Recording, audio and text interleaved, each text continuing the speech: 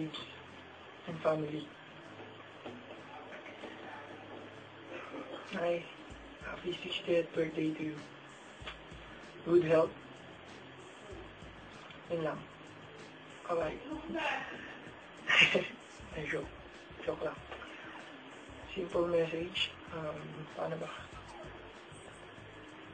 Meron ako nagawa. Meron ako naisip na simple message na ipapakilala sa nanay namin. Nanay namin 4 na magkakapatid. So, i-spell ko ang Nanay Betty. So, B stands for Beautiful at 60. Kita niyo naman si nanay ngayon, siguradong pinaghandaan niya yan. Parang yan din yung idol niyang si... Lalo niyo ba? Ito simple trivia lang. Ang favorite na artista ni nanay. Ang star for all season na si Miss Vilma Santos Recto. So, parang ganun si nanay. Beautiful at 60. Same age ba si Vilma ay? So, B stands for Beautiful at 60. E stands for Excellent. Bakit excellent? Kahit sino sa aming magkakapatid, sasabihin yan. Si nanay ay isang excellent mom. Excellent mom, bakit ka mo? Most of the time, lalo na ako, yung part ko, since high school hanggang college, wala na si tatay nun kasi nag-abroad. So, niraise niya kami magkakapatid, 4 kami. Could you imagine that? Siya lang mag-isa. Plain housewife. Nagampanan niya lahat yun. Sino ba naging matigas ang ulo? Siyempre. Sino ba? Ako lang ba? Hindi. So, kahit matitigas ulo namin, nandyan siya, sinusuportahan niya kami. Kaya masasabi ko, ang E stands for excellent. Excellent mom. Ngayon, T stands for true. Totoo. Yan si nanay, totoo yan. Ba't ko nasabi? Kasi sasabihin niya sa inyo kung ano yung nararamdaman niya. Pag natutuwa siya, papakita niya sa iyo yun. Lalo na pag galit siya. Pag galit siya, talagang lahat kami nakatikim ng palo niyan. Simula nung bata ako. Ngayon, hindi na natin matitikman yun. Kasi may banday bata na, di ba? Pero hindi. Tulad yan. Alam ko, sa mga bayo ko, alam ko, pag sinabi ni nanay, nararamdaman natin kasi totoo yun. Totoong concern siya, totoong galit siya. Kaya, hindi mo isipin na nagpa-plastic siya na ipapakita niya sa iyo na mabuti siya pero at your back, galit pala siya. So, pangit yun, di ba? Ngayon, yun ang characteristic o yung pagkakakilanlan kay nanay. T, as in true, totoo. Then, second T stands for tearful. Bakit tearful?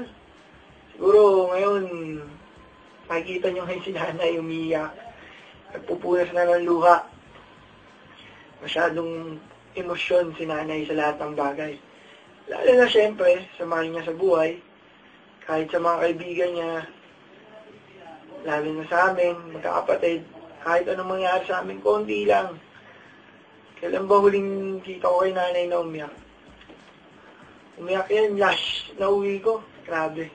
Grabe yung ginawa ko. Kaya naniyak siya. Pero yun, tearful.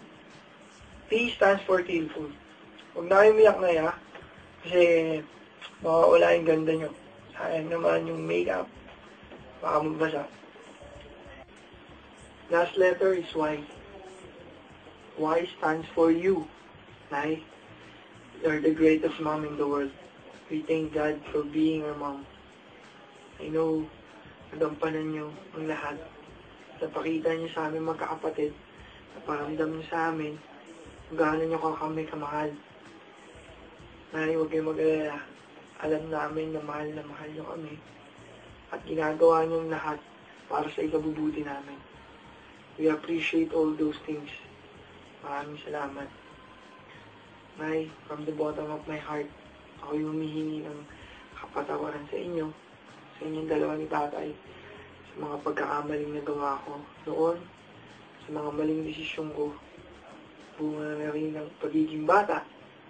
Pero hindi excuse yun. Kaya mag-alala na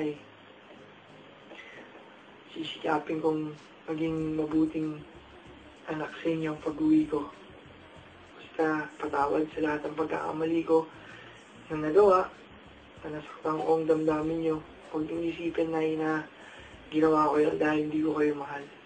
O hindi ko kinukonsider yung feelings nyo. Nagawa ko yun dahil sa maraming dahilan. Pero patawad pa rin po. Nay, sana patawarin niyo po ako kayo ni tatay. Nay, ito, bihira namin sabihin sa inyo to. Sa aming magkakapatid. Maraming salamat sa oras, sa pagod, na pinuhunan niyo, na binigay niyo sa amin. Alam ko, responsibilidad niyo, naalagaan kami mga anak niyo. Pero, ganun pa rin. Kailangan namin magpasalamat sa inyo. Dahil kayo ang naging ina namin. Yung iba, pinababayaan ng magulang nila. Isa lang yun. Pero kaming 4 magkakapatid. Mula nung pagkabata hanggang pagtanda namin hanggang ngayon, alam namin, mahal na mahal nyo kami. Maraming salamat sa inyo. Hindi lang kami tinitignan nyo, pati yung mga anak namin, nila ate. Nay, maraming salamat po ulit. Bihira ko rin kung sabihin sa inyo to, na mahal ko kayo.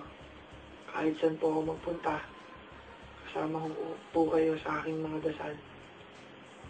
Nay, yung regalo ko, wala Pagbalik ko na lang dyan, gusto ko kasi makita ko ano yung reaction nyo pag binigay ko yung regalo ko.